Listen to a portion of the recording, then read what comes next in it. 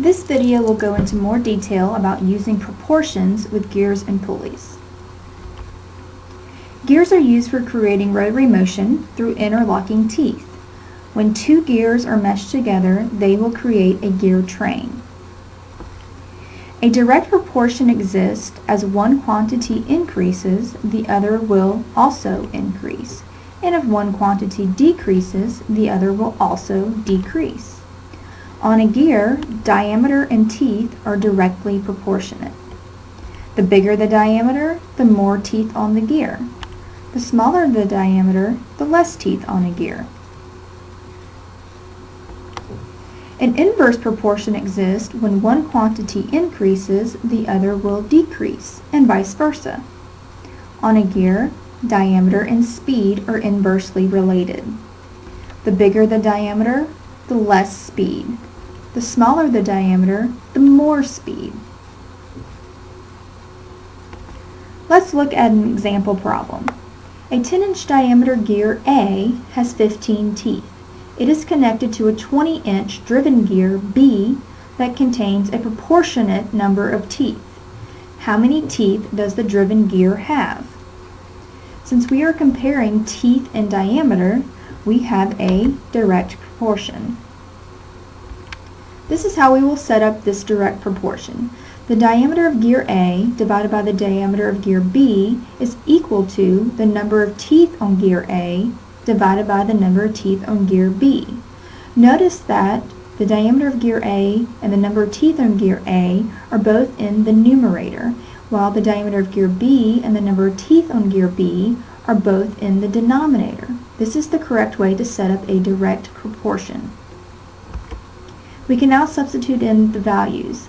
10 inches, which is the diameter of gear A, divided by 20 inches, which is the diameter of gear B, is equal to 15 teeth, the number of teeth on gear A, divided by the number of teeth on gear B. This is our unknown.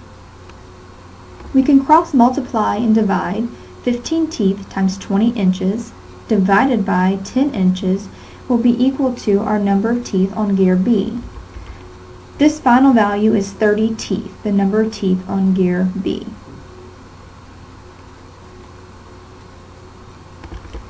Let's look at another example problem. A 10-inch diameter gear A spins with a speed of 60 miles per hour. The gear is connected to a 20-inch driven gear B. What is the speed of driven gear B? Since we are comparing speed and diameter, we know we have an inverse proportion. This is how we will set up this inverse proportion. The diameter of gear B divided by the diameter of gear A is equal to the speed of gear A over the speed of gear B. Notice that the diameter of gear A is in the denominator while the speed of gear A is in the numerator. This is the proper way to set up an inverse proportion. We can now substitute in the correct values.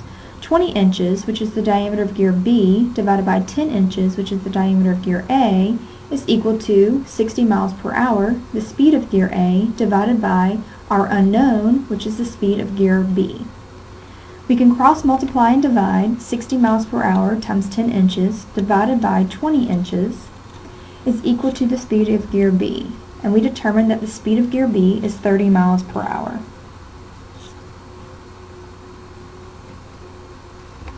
Now let's take a look at pulleys. Pulleys consist of a belt that wraps around two pulleys to transmit power. There are no teeth on a pulley system. Therefore, we only compare diameter and speed. Again, diameter and speed are inversely proportionate. The bigger the diameter, the less speed.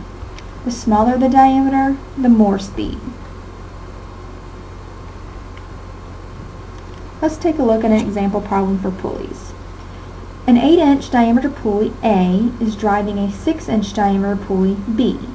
The driven pulley B is spinning at 30 miles per hour. What is the speed of the driver pulley A?